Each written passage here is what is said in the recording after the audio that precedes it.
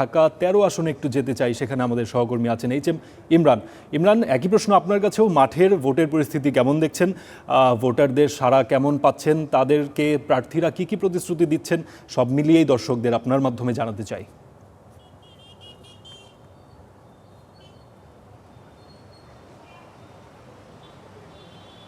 আমি আছি ঢাকা ১৩ আসনে, আগারগাঁওয়ে আছি এবং এখানেই বিএনপির যে মনোনীত প্রার্থী ববি হাজ্জাজ এবং তার নিকটতম প্রতিদ্বন্দ্বী বলা চলে ১১ দলীয় ঐক্য জোটের যে প্রার্থী মাওলানা মামুনুল হক, তিনি এখানে লড়ছেন।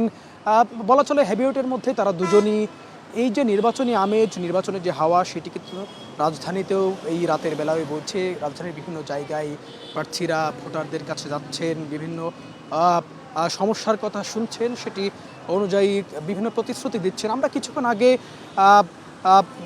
ঢাকা ১৫ আসনে ছিলাম, সেখানে জামাতের আমির ডাক্তার শফিকুর রহমানের পথসভা ছিল। সেখানে তিনি বক্তব্য রেখেছিলেন, বিভিন্ন প্রতিশ্রুতি দিচ্ছিলেন, পাশাপাশি সন্ত্রাসমুক্ত দেশ, দুর্নীতিমুক্ত দেশ গড়ার যে প্রতিশ্রুতি, সেটিও তিনি জানাচ্ছিলেন।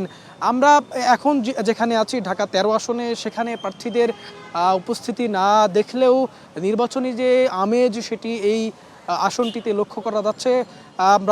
রাতের বেলাতেও আমরা বিভিন্ন ভোটারের সঙ্গে কথা বলেছি, বিশেষ করে এই এলাকার যারা বাসিন্দা রয়েছেন তাদের সঙ্গে আমরা কথা বলেছি। তাদের মধ্যে যে উৎফুল্লতা, সেটি কিন্তু কাজ করছে। তারা বলছেন যে এই ত্রয়োদশ জাতীয় সংসদ নির্বাচন সুষ্ঠু এবং নিরপেক্ষ নির্বাচন যাতে হয়, সেই কথা তারা বলছেন। পাশাপাশি শঙ্কামুক্তভাবে তারা যেন ভোট দিতে পারেন, সেই আহ্বান প্রশাসনের কাছে জানাচ্ছেন। পাশাপাশি তারা এখানকার ভোটাররা বলছেন যে যেই দলই ক্ষমতায় আসুক না কেন, তারা শান্তি চায়, দেশের উন্নয়ন চায়। যেহেতু ঢাকা ১৩ আসন গুরুত্বপূর্ণ একটি এলাকা, আগারগাঁও সহ বেশ কিছু এলাকা নিয়ে এই ১৩ আসন গঠিত, এই এলাকার আরও যে সকল সার্বিক উন্নয়ন, সেই উন্নয়নের কথা ভোটাররা বলছেন। এবং যারা প্রার্থী রয়েছেন, ভোটারদের কাছে যাচ্ছেন, সেই প্রার্থীরাও কিন্তু বিভিন্ন উন্নয়নে প্রতিশ্রুতি দিচ্ছেন এবং নিজ আসনের নিজ প্রতীকের দিকে ভোট টানার চেষ্টা করছেন তারা। আমরা পুরো রাজধানী ঘুরেছি, রাজধানীর বিভিন্ন জায়গায় প্রার্থীরা তারা দিনভর প্রচার প্রচারণা চালিয়েছেন। পাশাপাশি যেহেতু আর কয়েকদিন বাদেই সেই কাঙ্ক্ষিত নির্বাচন, সেই নির্বাচনের যে হাওয়া, নির্বাচন যে আমেজ, সেটি রাজধানীতে রাতের বেলাও লক্ষ্য করা যাচ্ছে।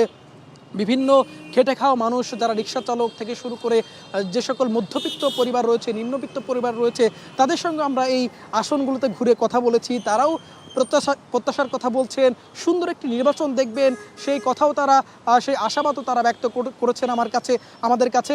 পাশাপাশি এই যে অভ্যুত্থান পরবর্তী নতুন একটা নির্বাচন, কারণ অভ্যুত্থানের পর নতুন পুরো দেশের মানুষের নতুন আকাঙ্ক্ষা জন্মেছে, সুষ্ঠু এবং সুন্দর একটি নির্বাচন এ সরকার উপহার দেবে, সেই প্রত্যাশাও কিন্তু জেগেছে।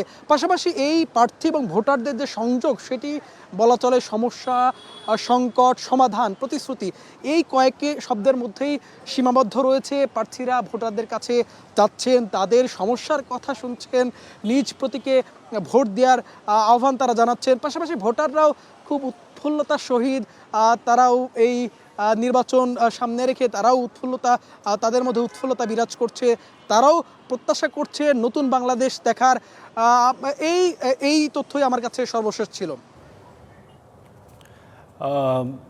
অসংখ্য ধন্যবাদ এইচএম ইমরান আপনাকে। ঢাকা ১৩ আসন থেকে দর্শক সরাসরি যুক্ত হয়েছিলেন এইচএম ইমরান, জানাচ্ছিলেন ভোটের মাঠের খবর সরাসরি।